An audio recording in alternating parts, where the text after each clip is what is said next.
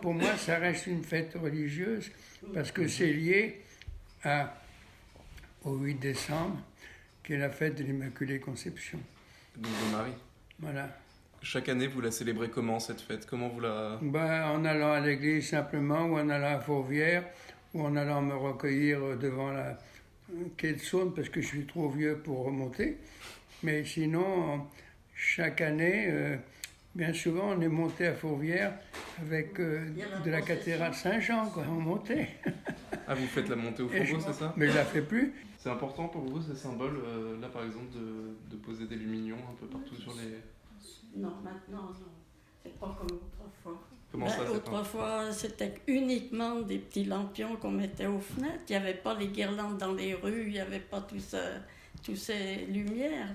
Enfin, quand j'étais petite, hein, il y avait les magasins qui étaient bien... les décorations, tout ça. Alors, on allait voir les magasins, mais il y avait uniquement des petits lampions. Il n'y avait pas toutes ces lumières, les sapins, tout ça, ça n'existait pas, ça.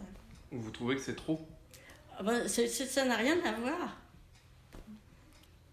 C'est tout. Qu'est-ce que ça représente pour vous, le fait de mettre un lampion sur le bord de sa fenêtre? La Vierge, quoi.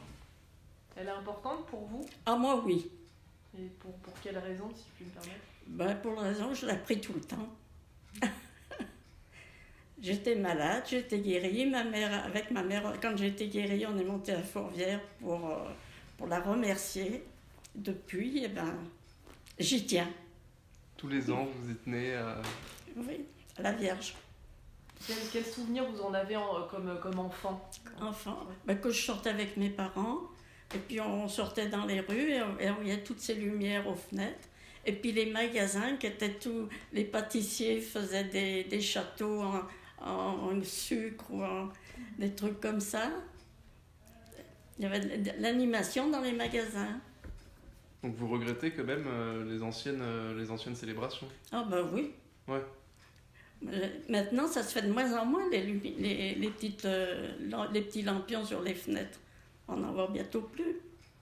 Je crois qu'il y a un problème pour l'Église, c'est qu'elle soit débordée par les manifestations internationales et finalement que la partie religieuse soit occultée.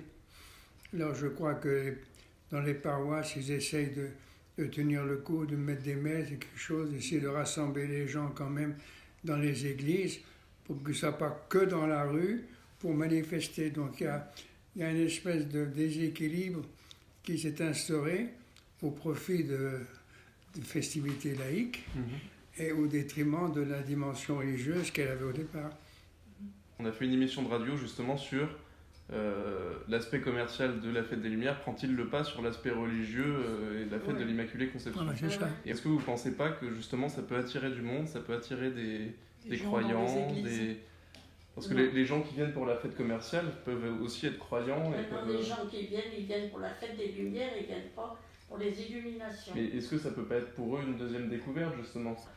Moi je pense que c'est quand même l'attrait de festive qui a pris le dessus. Là. Je ne pense pas que les gens viennent pour la dimension religieuse. Ouais. Hein, mais... Moi, je suis comme... Est-ce que vous pensez que l'internationalisation de cette fête, elle retire la fête des Lumières aux Lyonnais? Oh non, je crois que c'est bien lyonnais quand même. Ça reste de Lyon. Ah oui. Alors ça reste bien lyonnais quand même. Oui. C'est-à-dire, ils cherchent à nous imiter peut-être en émettant des lampions. Et vous savez qu'il y a des fêtes des Lumières partout dans le monde maintenant. Voilà, oui. Il y a des techniciens des Lumières qui viennent faire des fêtes en Australie, au Oui, Canada, c'est ça, oui, ça fait partie. un peu partout, hein. Ça s'exporte vachement. Et d'un autre côté, il faut être costaud, parce que je me souviens très bien, place des terreaux, il y avait tellement de monde qu'on ne pouvait plus bouger, et il faillit étouffer. Et on ne peut pas emmener les enfants à la fête des Lumières. Non, ils sont écrasés. Et pour vous, elle représente quoi, cette fête, du coup, personnellement? Moi, personnellement, c'est fêter Marie. Hein, et que Marie, depuis traditionnellement, c'est la mère du Seigneur. Et de la fêter, c'est formidable. Formidable. grâce à elle qu'on a le Seigneur. Ouais. Et je suis content que les Lyonnais aient toujours été passionnés par cette fête et m'ont intégré. Pour moi, personnellement, c'est quand même une fête religieuse encore. C'est encore une fête religieuse, parce que la date est vraiment un symbole fort.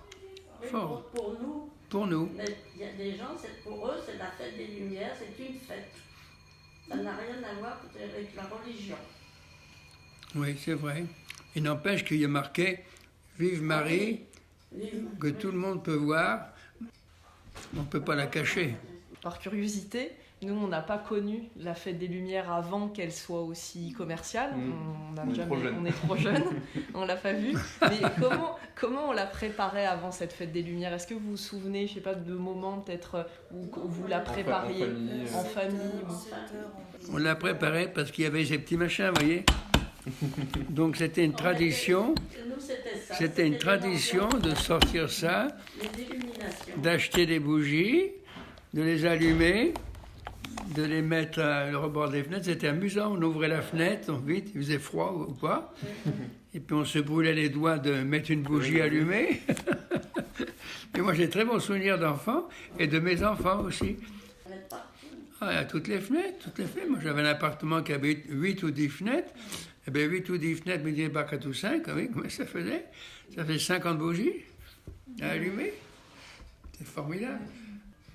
Moi par contre, je pense que dans les familles, dans la mienne, on se recueillait. On se recueillait. Et je me souviens aller voir à minuit et si les lumières étaient encore allumées, si les bougies étaient encore là. Donc en fait, pour vous, c'est une fête qui était assez intime, au final, qui se vivait en famille et on affichait les lampions. En famille, oui. Oui, parce qu'on était un peu éclaboussés par trop de monde.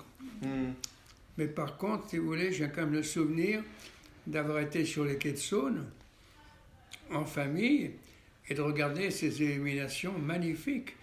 Toutes ces fenêtres éclairées de ces bougies, mais c'était magnifique. Je ne sais pas si c'est encore ce soir, mais toutes ces fenêtres quai de Saône, fantastiques, de beauté. On sent que vous l'aimez, votre ville, hein? Mais ça, c'est beau, oui. Moi, je ne suis pas lyonnais, mais j'ai bien accueilli. C'est bien, petit truc. Très bien, mais merci beaucoup de votre temps.